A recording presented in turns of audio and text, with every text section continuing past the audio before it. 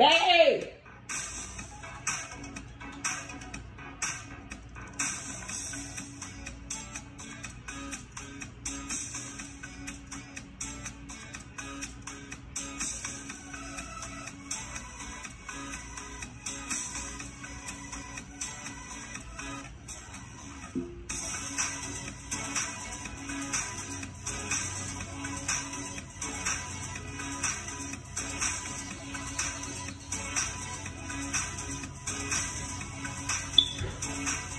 Can you bring me a jacket, like a hoodie or something? Can you bring me a hoodie or something?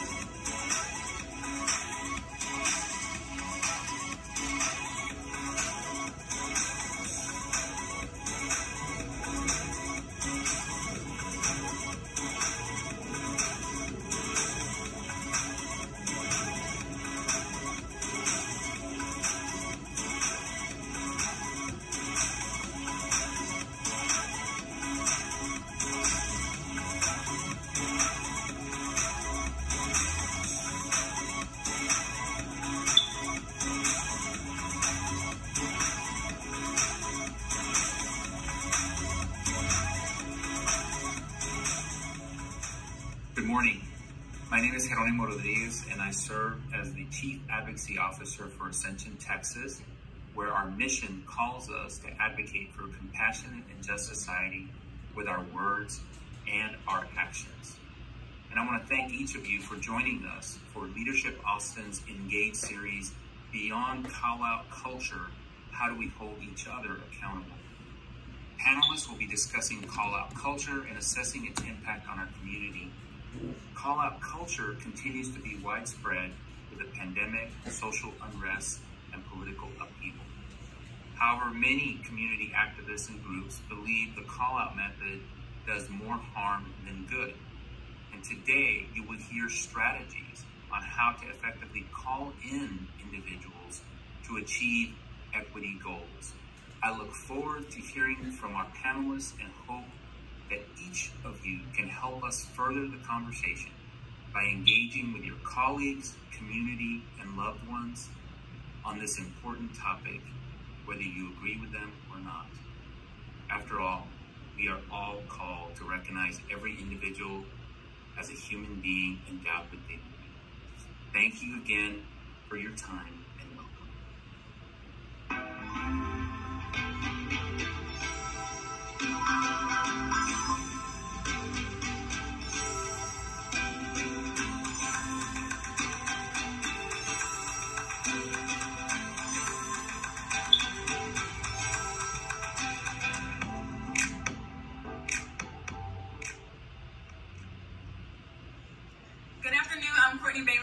Austin. And I'm Trenzio Turner with Austin PBS. So welcome to this month's Engage panel series on call-out culture. Call-out culture has become more widespread with the pandemic, social unrest, and political upheaval. For the sake of this conversation, we define call-out culture as publicly criticizing a person, group, or brand for participating in oppressive or racist behavior. And call-out culture should not be confused with canceling someone.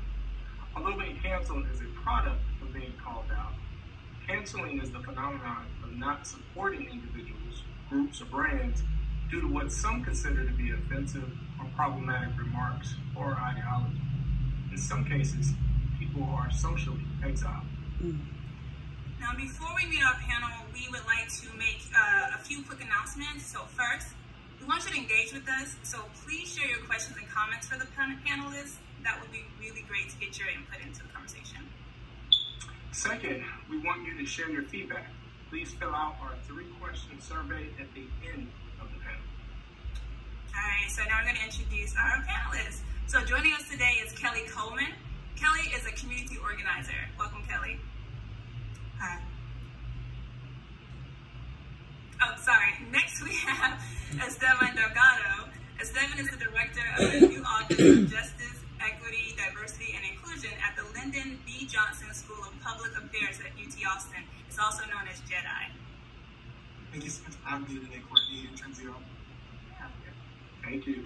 And we have Sandra Olarte Hayes from Color of Austin Counseling. Hi, thank you. I'm so glad to be here. And rounding out the panel is Tiffany Washington from Dobbin Cobb Garden Farm. Hey y'all, thanks for having me. Welcome everyone, glad to have you. All right, so as we defined earlier, call-out culture happens when someone publicly criticizes a person, group, or organization for oppressive or racist behavior. So I want to ask you all, what is the difference between speaking up and calling folks out? And I'm going to start with Tiffany. So, I don't really see a difference. There's speaking up and calling somebody out. You basically have to, we're not beating around the bush. So sorry, y'all. I'm not the type of person to kind of beat around the bush or kind of find pleasant words to make things sound pretty for people. So, there is no difference. You know, if I'm going to call you out, I'm going to call you out and I'm going to speak to what it is that you're doing that I may feel like is oppressing me. And that's speaking up. It's the same thing. I respect that, Tiffany. Esteban. So I think this is a great question. You know, personally, I think that there is some nuance here. You know, in calling out, I personally believe that there is a bit of a shaming factor, right? You're shaming, right, because you're wanting to get some action, right, out of either leadership or your government or systems of power. But I think in speaking up, right, you are trying to create a dialogue, right? You're speaking up, you're trying to call attention to an inequity that's existing in a community, right? But I think that there is a differential here that even as leaders or leaders in the community, we need to call attention to and not automatically be like, oh, if somebody's speaking up in the community, I'm being called out, right? Even throughout the pandemic, you know, we've come to recognize that in the community, right, so many injustices in the community have been highlighted and so many more people are speaking up because time is of the essence. And so we need to go back and rethink, you know, just because people are speaking up doesn't mean that we're being called out over and over again. We're just being called to the table to dialogue more and more. Thank you, Esteban. Kelly. So for me, when I hear that, I think about, the differences around whether this is about an interpersonal thing, and oppression is not interpersonal. No. Oppression is systemic, and I think that's the difference. And just speaking up is what we should all be doing, but we should be doing it. I think what I try to do and what I've learned to do and been mentored and developed to work with others to do is to help folks be able to push with that voice, because just speaking up is good, but we need to be doing more of that. And in terms of the difference between calling someone out and speaking up, I mean, you know, if you're experiencing violence or, you know, even just meanness, right, you should speak up. Or if you don't understand something, people speak up, right? So I just think it's different on a lot of different scales. I like what you said. Oppression isn't interpersonal, it's systemic and institutional. I want to put that back in the space. Sandra, want to add your voice to that? Yeah, I think I would add to what Kelly just shared. It feels like when we set up a binary between speaking up and calling out, I feel like the words matter less than the context, and whether it's interpersonal or systemic. And so I think of speaking up as being about a system or an issue, pattern, whereas calling out feels more like it's about a person or an interpersonal issue.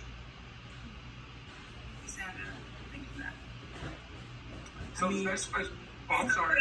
Go ahead. I was just gonna say, I feel like, but we need to call systems out too.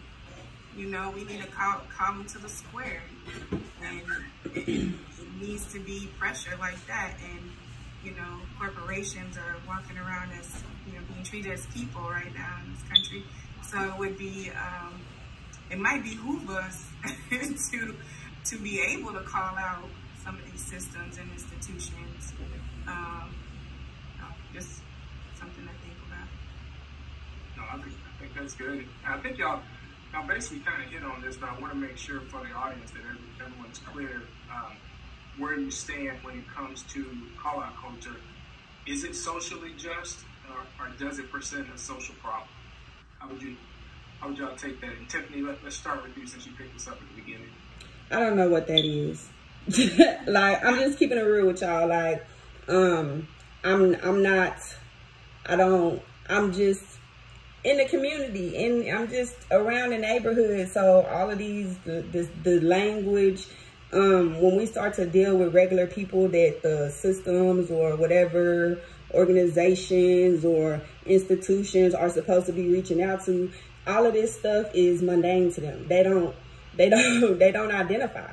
So when you ask me about call out culture, or you ask me about speaking up, that I don't identify with these words that have been put in front of me to be some type of box that I have to identify my presentation of what it is that I am experiencing when dealing with the powers that be. So yeah, I don't know what that means.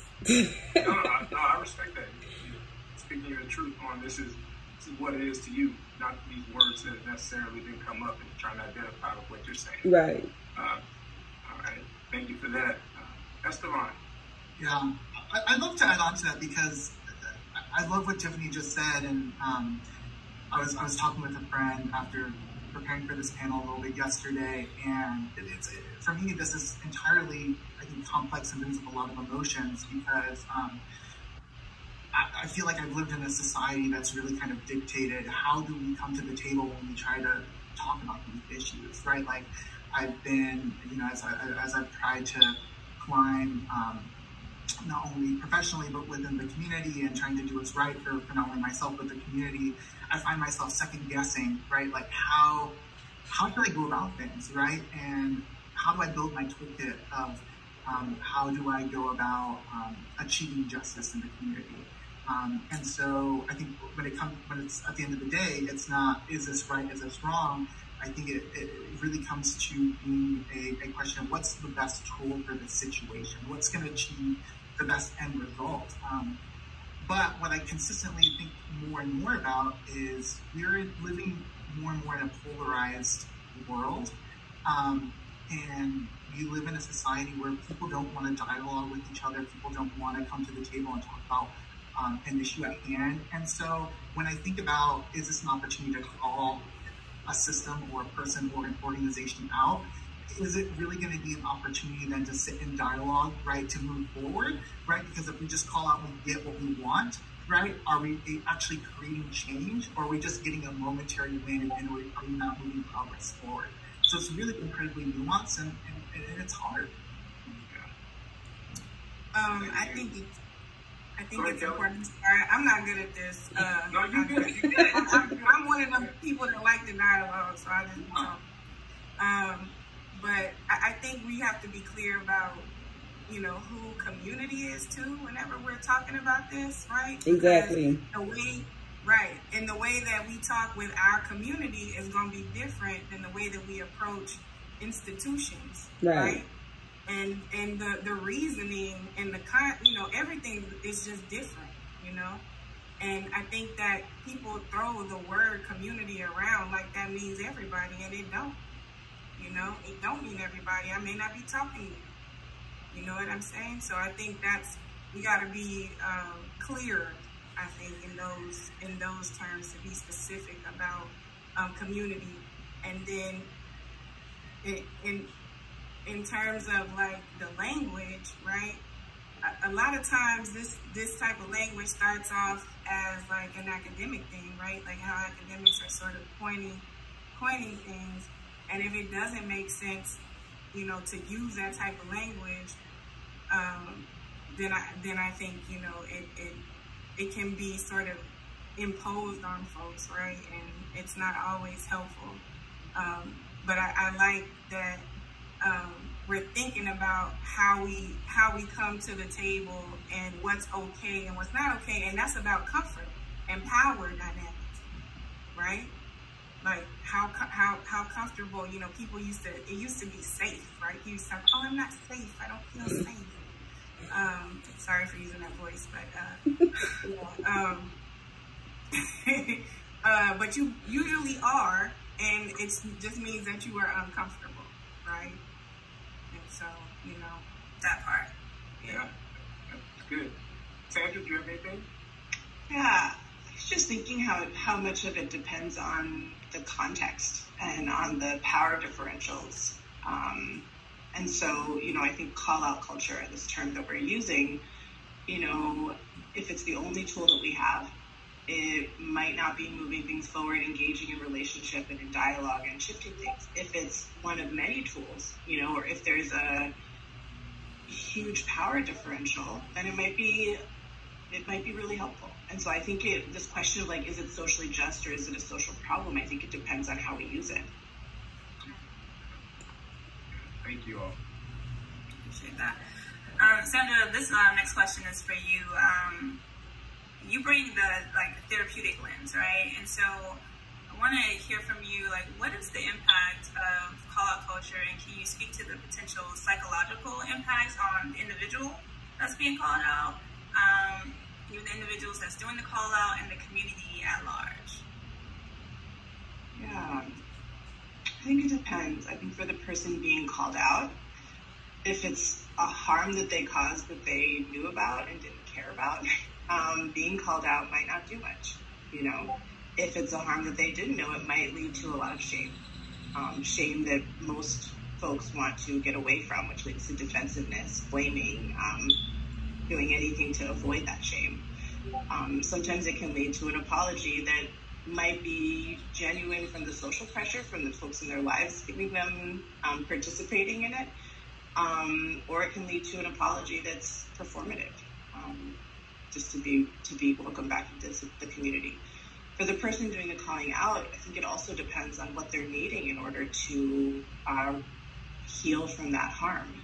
You know, if they're looking for a sense of taking power back, of validation, of telling their story, that could be something that calling out can really help with.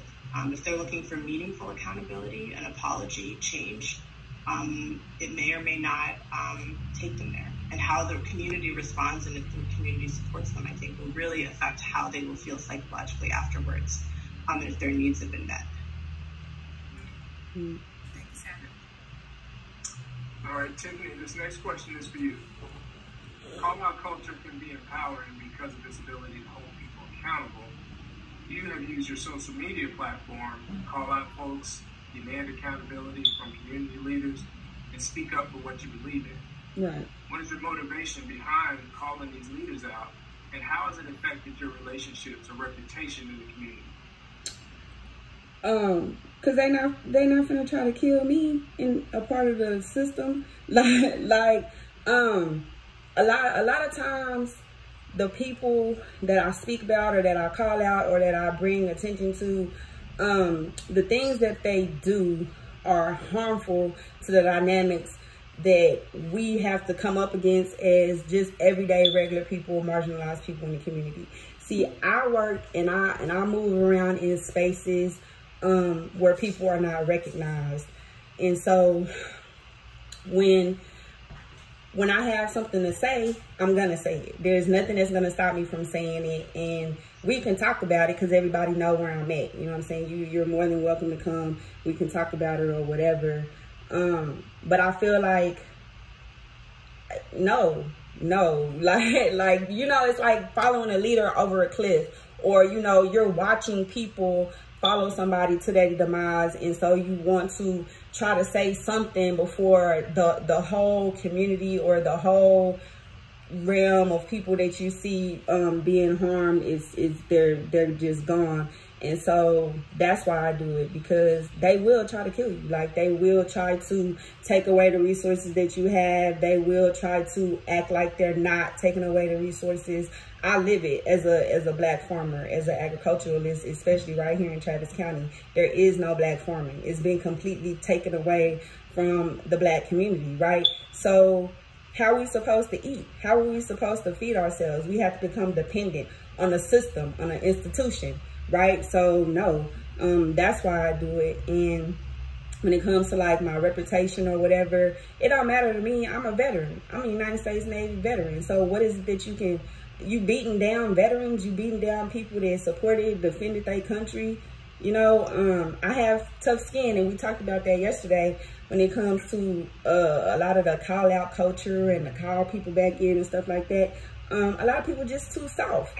You know, they just too they get so shocked and amazed that somebody has the audacity to disagree with them, or that somebody has the audacity to not see things their way and want to hold them accountable for something that they've done wrong.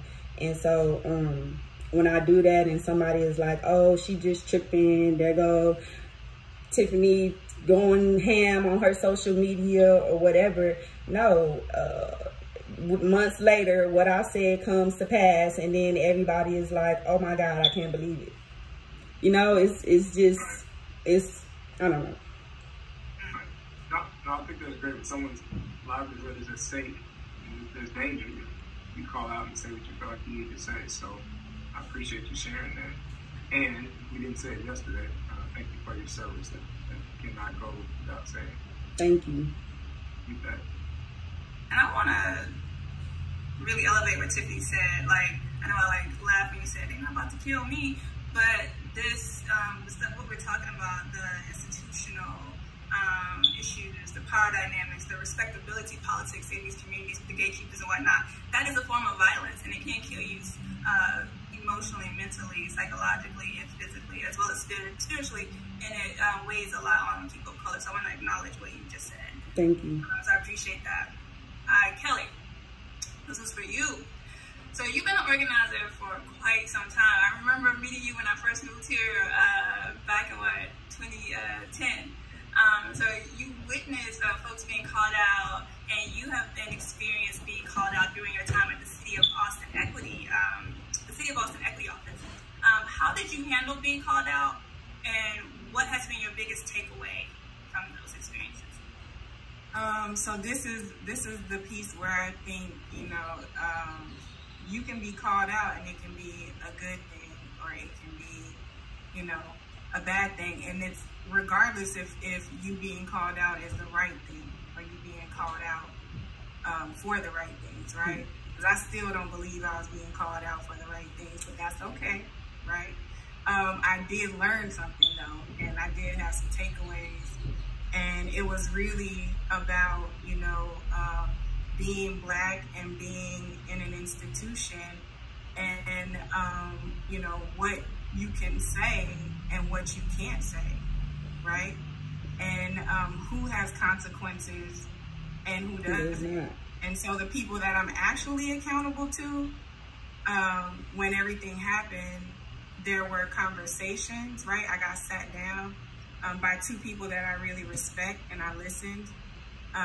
And so, you know, but then I also sat down with some other folks that I'm accountable to and that I respect a lot. And, you know, it was a different type of conversation. So I think it's good, you know. You're not really in a real relationship or in a real community with people if they can't tell you, pull your tail when you acting, you know, when you acting how they don't think you should be acting, or if they don't agree with you, right? It's like, how do you know you in a true friendship or in a true relationship if you never butt heads, right? You've never had a disagreement. You know what I'm saying? So I think the way it went, the way that it happened though, was deeply rooted in anti-Blackness, and I believe that till I leave this earth. But I still learned a lot, right? And I've learned, you know, I'm not used to working for a city, right? I'm used to, you know, doing birth work. That was what I was doing before.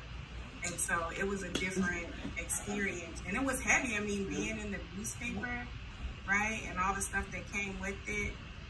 And the work that we were trying to do too, right? I was worried that I had, that I could have sacrificed, right? Or put at risk the larger work that we were trying to do, you know?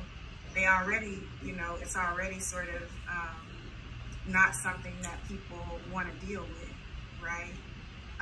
But, you know, I think it can be a balance. So sometimes people will call you out, right? Like, think about, you know, all the call out around, you know, critical race theory, you know, they ain't right. That ain't right. That's wrong. And we just fundamentally disagree, right?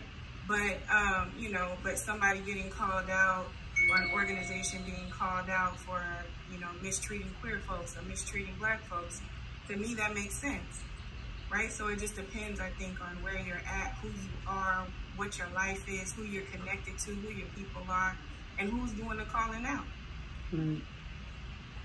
I don't want to belabor this, but I do want to touch on something that you said before we go on. You said you weren't called out in the right way. What did that mean when you said that? I wasn't called out in the right way. Like, I feel like, I'll retract that. I think that there is no way really to call someone out or speak up, right? It's about you getting your message across, right? I think what happened to me in this particular instance that we're talking about was different, right? Like, people came from my livelihood and my job and said that I said things that I didn't say.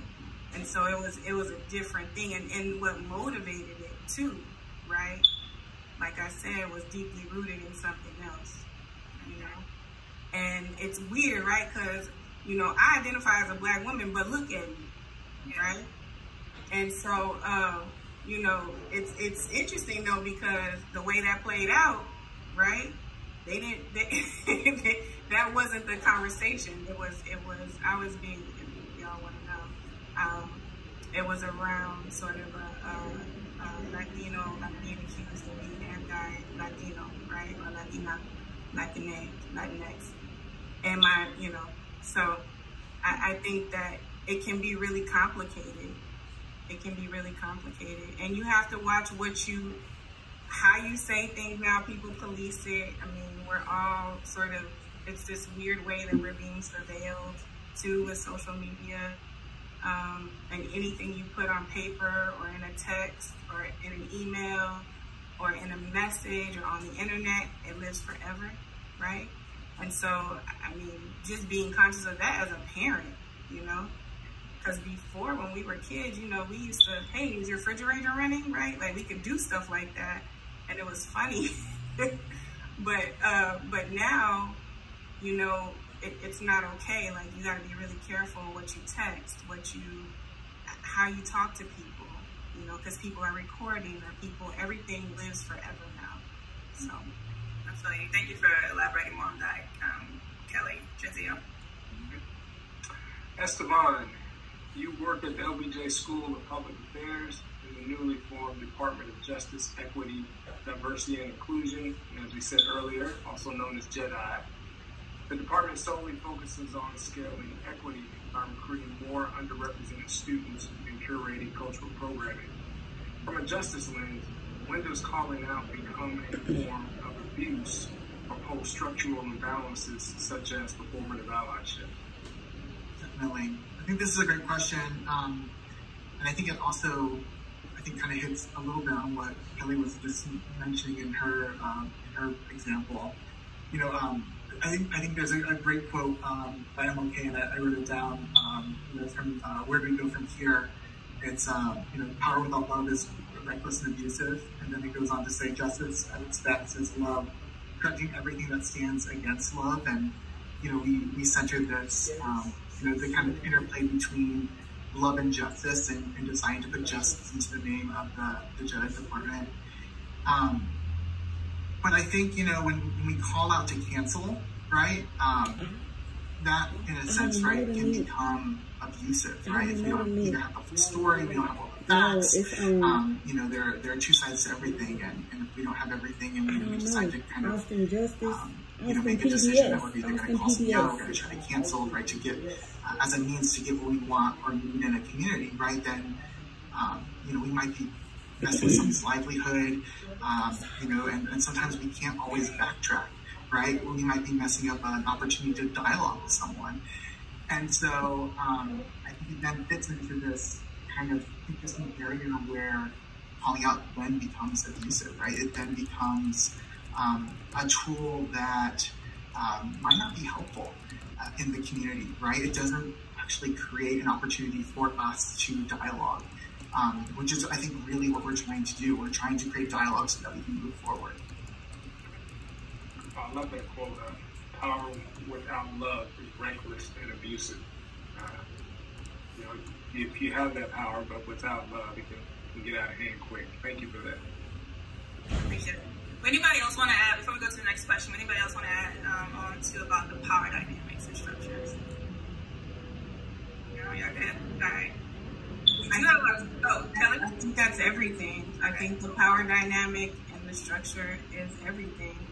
Because if you're in a situation, where I think about birthing people, right? And you're in one of the most vulnerable situations ever, and in the moment, it's hard to have agency, right? And it's hard to navigate those systems, and the power dynamic is huge, right? When you're dealing with an institution and I'm thinking about going into a hospital and going to have a baby, right?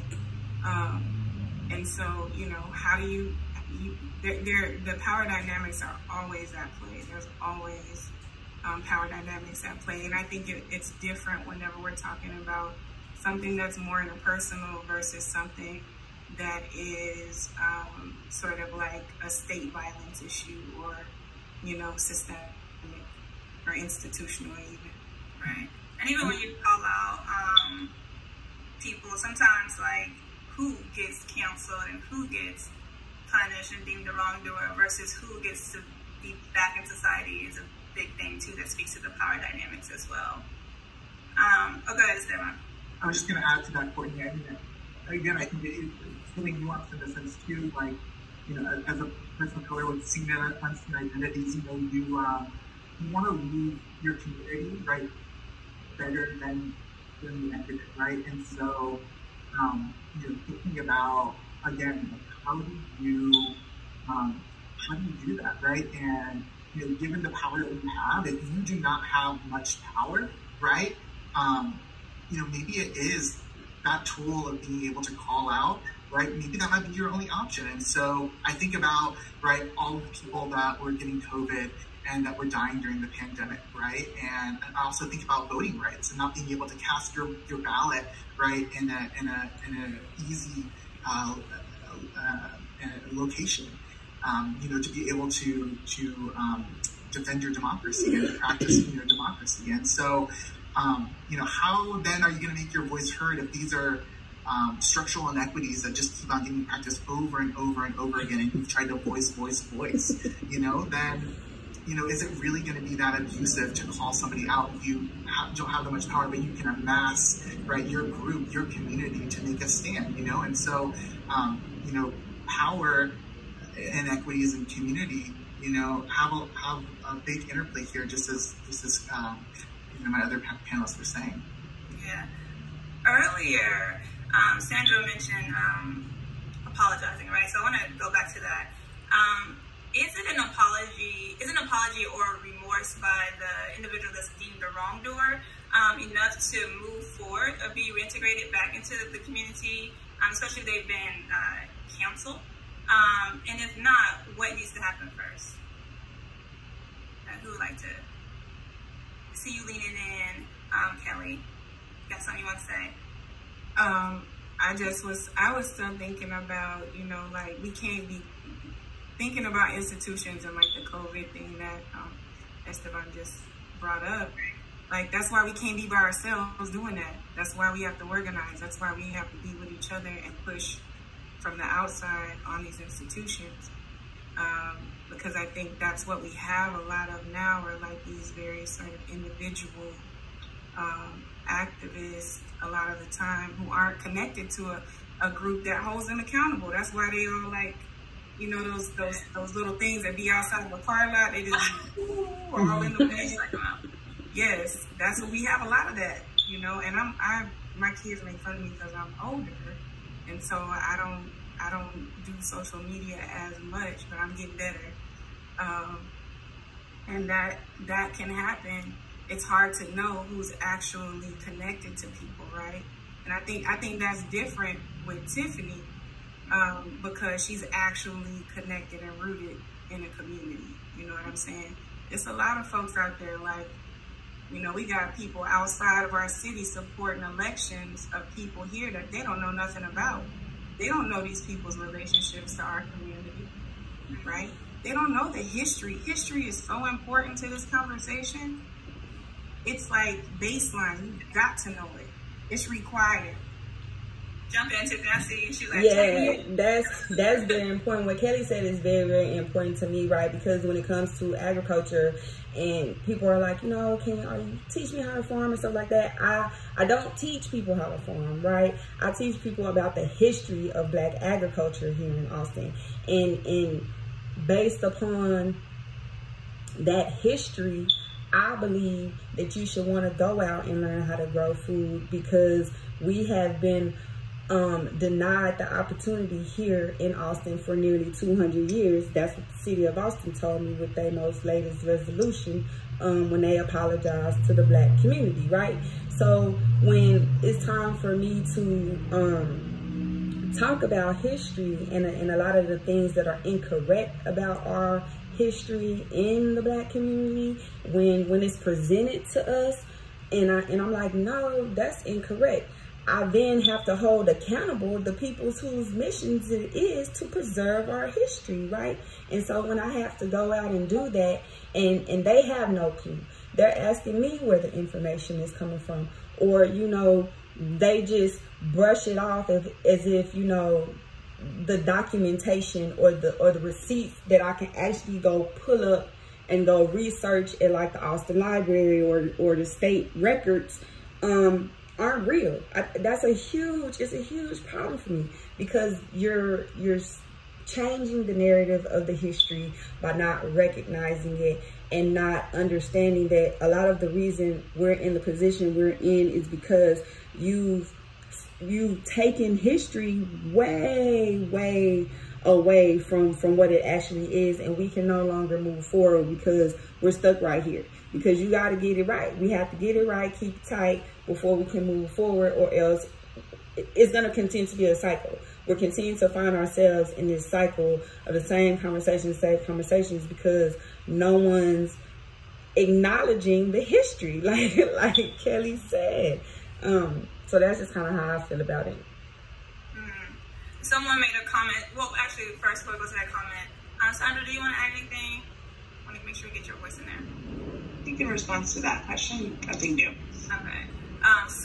Sky Jessica said, history matters, racial and social identity matters, when, where, how matters, relationships and power dynamics are everything. And that's real, and people may not even think that comes into play with call out, but it really does. So I just wanted to bring Sky's voice into that conversation. Oh, Kelly, go ahead.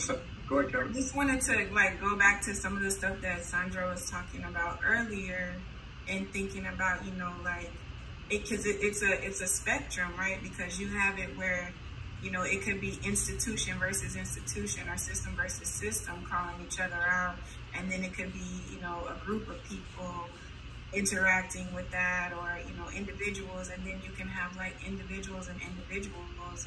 And sometimes that can be really abusive, just to think about, you know, what you brought up. It could be, right? And I think it depends on everything in that spectrum. It depends on everything that Sky Jessica listed in the comment, right? History matters, racial and social identity, absolutely, because that's tied to power. When, where, and how, right? Relationships, I think, are also really important, and power dynamics. And it makes me think about what we talked about yesterday around transformative justice, and sort of, you know, looking at different ways of being accountable to people, you know? Go ahead, that's the one. I'm sorry, Sandra. Oh, no, it's okay. You go ahead. Oh, Sandra, no, go ahead. Sandra, go ahead. Okay, I was just going to say, kind of along the lines of like what Kelly just brought up around restorative and transformative justice, and like what are we moving towards? You know, who are we calling out to? Are we calling out to the greater community, to our like more proximal community who can help us hold folks accountable? And I think, you know, what this brings up for me is a real question around the person or the people, the community that's been harmed. What do they really need, and what is the most effective way of getting those needs met? Like, I'm thinking about a transformative justice process that I'm a part of right now, and, you know, I personally am not interested in having that person be canceled. You know, that feels like replicating carceral politics. I'm interested in having the harm not happen to more people. And so my hope is that through transformative justice, through including the community, our community, that can happen. And that might come through a meaningful apology. That might come from treatment. That might come from therapy. But that, I don't believe that like making sure this person never works again is going to keep this harm from happening again. I think that works in certain situations, right? Because like, for sure. I had this conversation with someone who does a lot of work around policing and police brutality. And we were talking about transformative justice, and she was like, I don't want to sit down with the person that, you know, killed my community member, right? I don't want to do that. I don't know if I have it in me, right? So it's like folks who are working around abolition, I think we have to, this is a good conversation, I think, to be having, right, about how we approach this. Is it getting us where we want to be, right? Are we able to change behaviors? Are we able to build something together, right? What are we working towards? Yeah, I like that, Sandra. Yeah, I just want to honor what you just named, that it's not always possible. Folks, we might not always feel safe. And so we have to really look at in each situation what that person, that group of people needs, and really honor that. And so if the community can come in and create accountability to where that person doesn't have to stand alone or sit down with that other person if they don't feel safe, then it's important that we do that. I just really want to agree with what you just named. Let's switch gears a little bit and talk about calling in. And in case folks aren't aware, the call-in approach involves holding those who have participated in oppressive and racist behavior accountable for their actions by engaging in dialogue and productive discourse. How do you feel about calling in as an alternative to calling out? And if we are calling someone in, what does this process look like? You know, Sandra, I know you just mentioned it, and Kelly, that, you know, sometimes it may not, you not feel safe doing that. So in those cases, is there room for call out and then call in? And if so, what does it look like? Or transformative justice, like you said, Kelly. Yeah. I think certain people are never safe. I think that certain people do not have guaranteed safety, right? And I think others have an expectation and are entitled to safety and protection, right, from these systems. And I think that's what it boils down to a lot of the time. It's not always that clear, right? But I think that's a piece of it. And calling in, you know, I think is more about It's about the relationship. It's about how you do it. But I also feel like it can be cultural too, right? Like if I'm out of pocket and I'm thinking about, and my family see me doing something and they call me out in the group chat, right? We got a group chat. They talk about me in the group chat. It's from a different place, right? And I feel it in a different way. And it may be called out or called in, but I think it's about the relationship. It's about, the culture you're creating, where you're at. I do think a little bit of what Tiffany talks about of people being just like very, I don't want to say soft, but for lack of a better term, right? It's hard for folks to hear like the brutal and honest truth of where some people are coming from. And it's harder to hear, I think, from Black women, right? And from other people of color. You don't want to hear that. I want to ask you a question real quick before we go to call to action. Just to make sure that we cover all bases. So there's a saying, if you insult in public and then apologize in private, your apology does not count. Should the same philosophy be applied to those individuals who've been wrongfully called out or canceled? And how do they achieve justice in this case? Because we've been focusing on the folks, being called out and assuming that they're wrong, but what if they're not wrong, right? What if they were wrongfully called out, then what?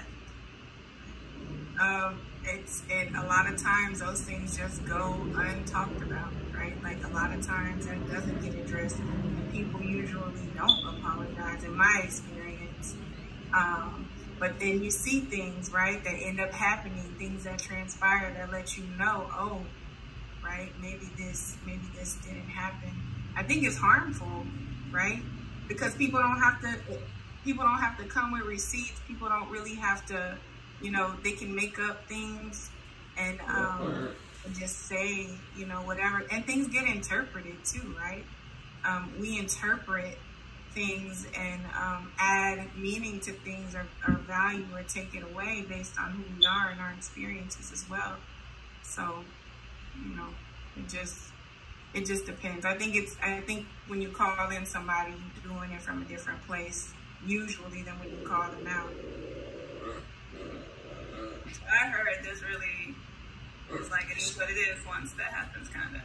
That's it's done. I mean, it's done, and I mean, there's certain things that people can't come back from, right? Once they've been accused, I think about Emmett Till, and like I was on this thing yesterday around reproductive justice. And, white women's virtue, and all they had to do was say a Black man did it, right? Those 5 words, or a brown person did it, right? And there's hundreds of stories across the country where that happened, and they said it and it wasn't true, right? The woman that drowned her kids in a pond in her front yard, the guy out of Roxbury that, killed his wife to collect the insurance money, right? Like, they had arrested somebody, right, when he said a Black man did it. So there's so much historical context and like identity and power and all that, I think, wrapped in when you accuse somebody or call somebody out and it's not true. I love that you just said that, because people think call out, because we're using that terminology, so it sounds like it's a new thing. But you just mentioned the historical, like Emmett Till. Like that was the epitome of call out. Like, so I appreciate you saying that. Yep. I think it goes back to what Tiffany said, like, they're not going to kill me. I feel you on that. People got different consequences for engaging in this stuff, All right. Yes. Before we get to our call to action, we're almost at that time. I want to remind folks to please complete our brief survey at the end of the panel. We really appreciate your input on all the things that we've heard today from our panel. Now we're going to get to our final calls to action. And it's going to be a 2-part question, so bear with us. And we're going to start off with Kelly. So I'm going to ask the first part, and then Courtney's going to come back and ask the second part, and everyone will get a chance to answer. All right? First part is, earlier we talked about calling in as an alternative to calling out. However, if calling in is not the best strategy, how would you recommend we hold individuals and organizations accountable for their oppressive behavior? And again, Kelly, let's start with you, and then we'll go to Sandra, Tiffany, and Esteban. I think that if you're a student of social movement and of history, you know that there's different ways that we can hold institutions accountable. And to me, the best way and the way that has made the most sense, because policy, you know, people are like, oh, we need policy change, but I feel like culture eats policy for breakfast every day. I think it's more about organizing and building power in the people that are experiencing the brunt of oppression in our society. That's the answer I have for that. Culture eats policy for breakfast. I had to write that down. Sandra. That's hard facts, though. And calling out are like important tools in a toolbox. You know, for some folks, hearing the impact of their actions is enough to lead to accountability. For others, they need the whole world to say that what they did was unacceptable in order for them to acknowledge it. But I think, to echo what Kelly said, I think the way we respond when we can't call in is through organizing, through developing collective power, and through strategy. Thank you. Tiffany. Can you repeat the question? Sorry, y'all. I'm a disabled veteran, so my PTSD be working sometimes. All right, I got you. Earlier we talked about calling in as an alternative to calling out. Right. However, if calling in is not the best strategy, how would you recommend we hold individuals and organizations accountable for their oppressive behavior and actions? Right. Okay. I completely agree with what Kelly has said about that situation. But I'm going to keep records. I'm going to document it. Because don't nothing lie like the paperwork. They always want you to come with your paperwork. So now I got to come with my paperwork. So what I'm going to do is every time that I have an incident, I'm going to write it down. I'm going to take very detailed notes. And I'm going to make sure I pull all the records to support my notes. And I'm gonna keep that record until it's time, I guess, to call you in. And then once I gotta call you in, like I did, I have to come bring my big old green binder to the table. So now that we're here, how can we fix this? I think that that's a part of it. People being able to recognize when they've been harmed and be able to appropriately document it so that they have a case. You know, you have this case that's presentable. You don't have to be emotional about it, because that's where people get me. They try to say I'm so emotional, but I am, because I have big feelings and I'm very, very passionate about the work that I do. So to combat that for me, I have to keep records and keep notes so that we can just look at it. And you don't have to be overwhelmed by the power with which I'm speaking or any of those things. And we just kind of go from there. That's how I feel about it. That sucks. You have to go through that process, but it goes back to the power dynamic. Yep. Mm-hmm. Yeah. Esteban? Can you repeat the question one more time, please? Yeah, no problem. Calling in as an alternative, earlier we talked about calling in as an alternative to calling out. However, if calling in is not the best strategy, how would you recommend we hold individuals and organizations accountable for their oppressive behavior and actions? Definitely. Well, I would say I would agree with all my panelists. I think they presented, all great tools, within the toolkit. But I think I would go back and say I ultimately agree most with my panelists here, Kelly. I think organizing, it would probably be the best way to try to get the best results. And to Tiffany's point too, you have to keep the receipts. If things keep on, happening and keep on getting worse, you want to have that record to be able to go back and show that, hey, these things have to keep on happening and they got to get better. All right, thank you all. Courtney? So I want to squeeze in one more question. Do y'all have any advice for the individuals who have been called out and or cancel? Like, what advice would you have for those individuals? Listen, just stop. It's not, no one is trying to hurt you. No one is trying to intentionally do you harm. It's just a criticism, you know what I'm saying? Not even just a criticism, but just an observation, and it's their experience. It's like blowing off your kids' experience. Like when they get in trouble, after a child gets chastised and disciplined, my kids, they feel a certain kind of way.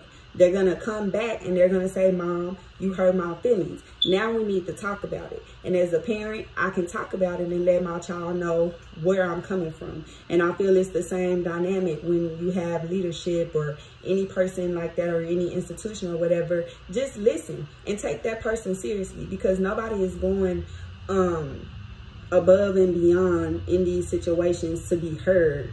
You know, and people try so hard to be heard, and we're talking about this, but it's regular people, regular 9-to-5 people, single moms, single fathers, you know, kids coming out of foster care, going into adulthood that don't engage in all of this stuff, all of these community politics and all of that kind of stuff.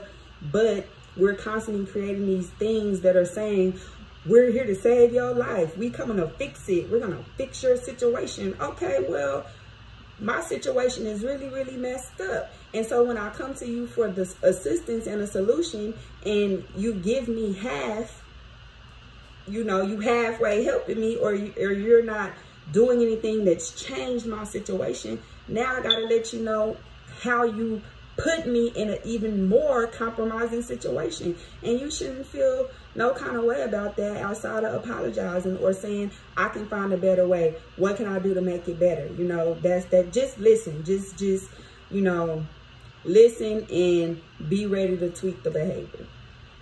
Sandra, Stephen, and Kelly, you want to add to that? You know, I think, I would say, you know, if you're in a position of power, you know, adding from everything that we've been learning throughout the pandemic, you know, if you're in a position of power, you know, really take a step back and think about how are you within your organization, within your position, how are you allowing individuals to be able to come to you and talk about, you know, these racial or power dynamics that are at play. Right? How are you allowing that listening or that communication or that dialogue to happen, right? Because we know that these things are, they're historical, right? They have been systemic in the community, but ultimately they're very oppressive, and we need to be able to get over those hurdles so that we can move forward, not allowing them to keep on happening.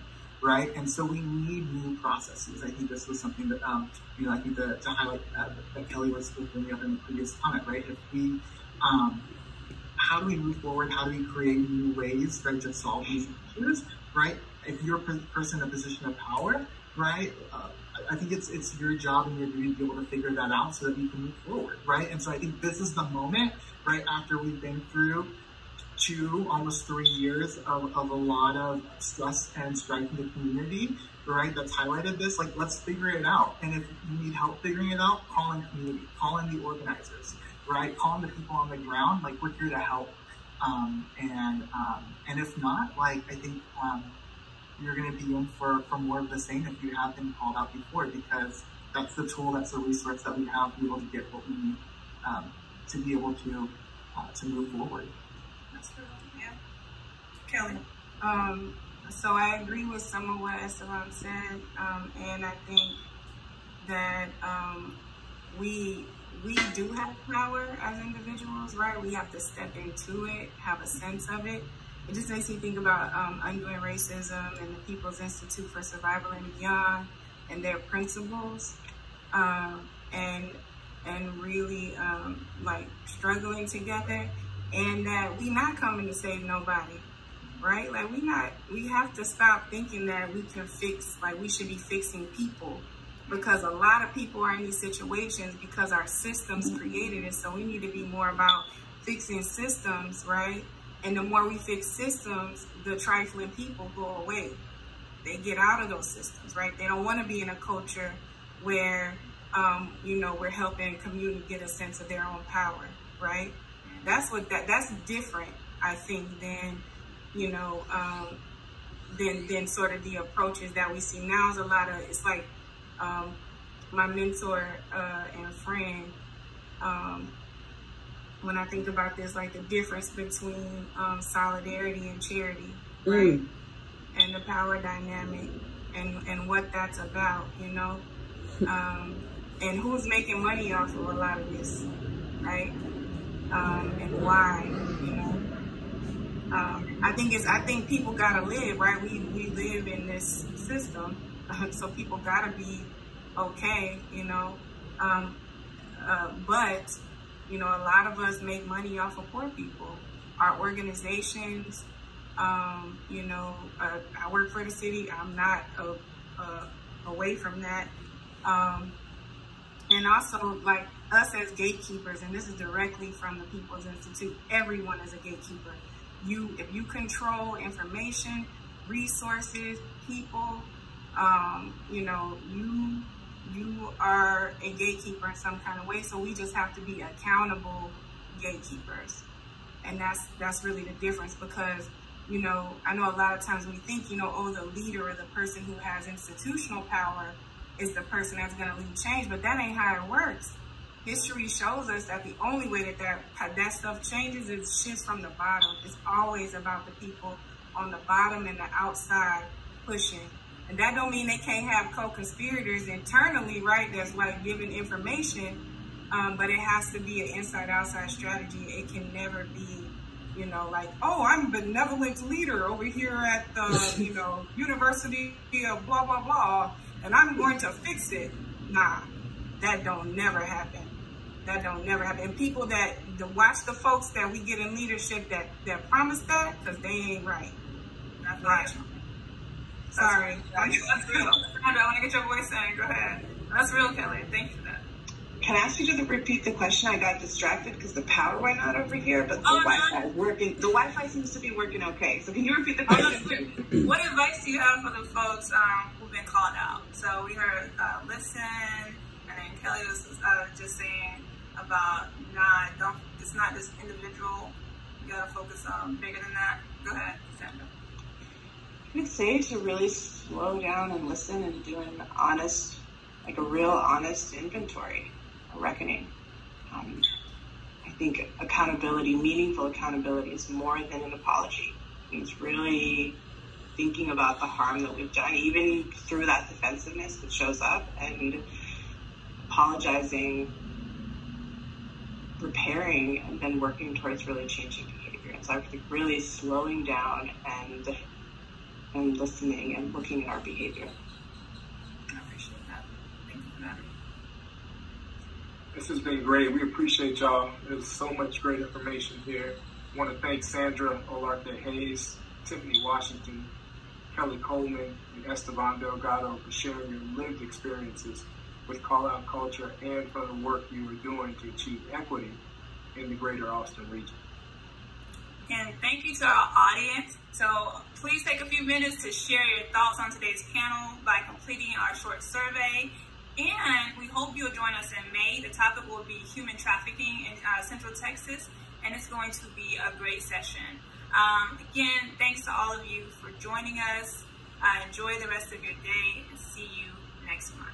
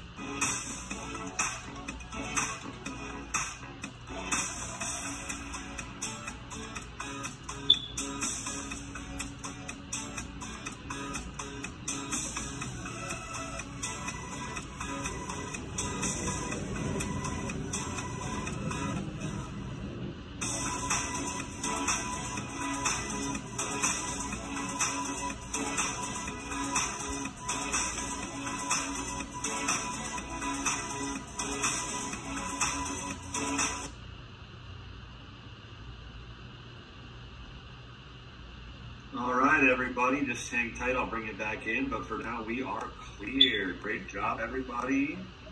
Add you back now, and there we are. Y'all, thank y'all so much. I wanted to check in before you dip off. So how you feel? Good. Good. How do you feel it went? I feel it's good. I appreciate y'all, and definitely want to apologize. Earlier, like, we had you like frazzled or anything, Tiffany. Like, we appreciate you joining us. I know that it's like hard, right? Yeah. So you got a lot going on, and so I want to acknowledge that. And I was like, look, when I cammed up and I saw everybody, I was like, Dad, can you bring me a blazer or something? I'm out here looking. No, you look great. Because I was coming off the farm. I was outside barefoot. I was like, nails cut.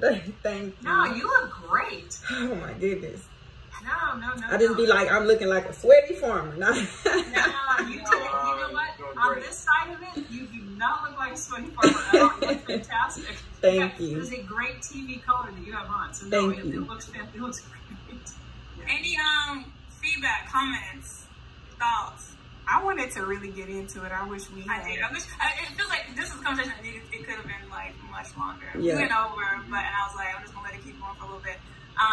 Yeah, definitely not long enough.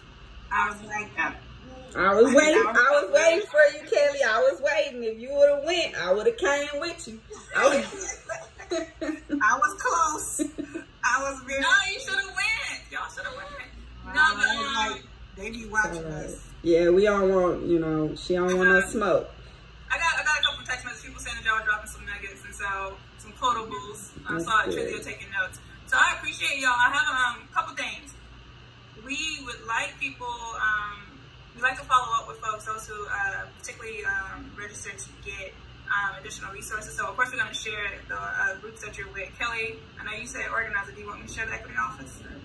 Yeah. Okay. Any resources or things that y'all would want us to share with them, if you could get those to me, that you think topic, if not, like I could just share how they can like engage with you. So like Tiffany with your phone. Yeah, just follow me on social media. Y'all, I'm about to retire from the public figure life. I quit. No, I told my husband, I was like, I just want to enjoy farming and just selling my food and stuff like that. And cause doing all the talking and having to deal with, advocating for myself, it's just so stressful. It makes me so angry and upset, and I be ready to fight in real life. So I'm tired of it. I gotta stop. So that's why I told y'all yesterday. I got this event and then one more at the end of the month, and then y'all just tell them they can come see me at the farm. I'm on the corner of Main and Rocky. Follow me on YouTube. I got sipping seeds on Fridays evenings, and we just hang out, sip and seed, and just enjoy each other. I want my space. That's what I want my space to be about. So, yeah, 2022 is gonna be a whole different, farming Nancy. So, I appreciate that. And I saw what you wrote that y'all, you and Kelly both did your names intentionally, and so apologies for that too. So you go by Farmer Nancy on. Yeah, one apologize. Go ahead, Kelly. So we just want to explain what happened there. We matched your names down below with the names that came up that you all looked at. Well, Tiffany, we didn't have time for you to check yours, but we matched them. So apologies. That was on us. And we if we had known that you wanted it to be lowercase, we would have put the big name thing up lowercase. So that was how that happened. So my apologies about that. No problem, no problem. I tell people, ain't nobody out here calling Batman Bruce, so he's my government. Tiffany, I wanna real quick tell you that there was a comment that it was off topic with what we were talking about today, but somebody named Martha Ward said, recent food tank focused on Black farmers from Black churches using church land for gardening and farming and other associations of Black farmers. Is there a similar effort here to connect with churches and Black farm associations? No. No. They think it's a game. They think that I just be planting. There's no equity in community gardens or anything like that for us here. There's no one that wants to there's no one who's willing to be a full-time producer. We know in the Black community, we just have lives, and there's a stigma around farming and agriculture in the Black community because it's associated with slavery, right? So we don't have we don't have these conversations. So there are no groups or connected or anything like that when it comes to like agriculture, building and connecting with like Black churches and stuff like that. I tried it. They wanted me to do all the work, but they didn't want to pay me. I'm only one person. You know, I gotta hire a crew if y'all want me to do that. So I think it's a serious conversation to have. I'm sorry, I'm gonna have to drop off really quick. Tiffany, I apologize. Sandra, if you have any resources or things that you would like to share, can you share those with me from the therapy lens? So we can absolutely. I'm sure some practices that really focus on this type of work. Yes, that would be really awesome. I would appreciate that. Tiffany, I want to follow up with you. Kelly, I'm going to put the equity office. You don't want me to put anything else? Any other resources? No, that's fine. That's fine. Okay. I want to honor everybody's time. I appreciate you so much. I thank you. Can I just jump in before everybody jumps out? Tiffany, if you wanted to respond back to Martha, that comment is on the Leadership Austin Facebook page. Okay. And so if you wanted to go back and respond to her about that, that would be terrific. Definitely, I will. And Kelly, come over. Kelly, come over. You know I'm here. I'll be home. I don't go anywhere. We was talking about that yesterday. I want to come over. So come over. I was going to even ask you about that. I want to do the season tip and all that good stuff. Yep. Choose your poison, red or white. But I'll be here. Okay. Thank y'all. All right, y'all. Thank y'all. Thank y'all. Nice to meet you. And thank you for like creating the space and making us comfortable, and like it felt like a strong panel because we were all people of color too, and I hadn't seen that yet with this, and it felt like, you know, we could be a little bit more real than some of the other ones that I've seen. So I just wanted to like make sure and acknowledge that. And say that to you, Courtney, because I've seen you like, you know, like Courtney. Thank you. Shine and come up, and it's just really awesome to see that. Yep, so and thanks for thinking about me. Thanks for thinking about me, Courtney, when you put this together. I appreciate that. Yeah, it was a good idea. Thank you. I enjoyed y'all. You too, Sandra. Like you was in there. I felt like Thank you. Yeah, I feel honored. I feel like I've heard of all three of y'all. I've never met you, so it feels good to be having this conversation. So yeah, thank you. Thank y'all. All right, y'all. All right. Thanks, everybody. Thank you. Thank you. Take care.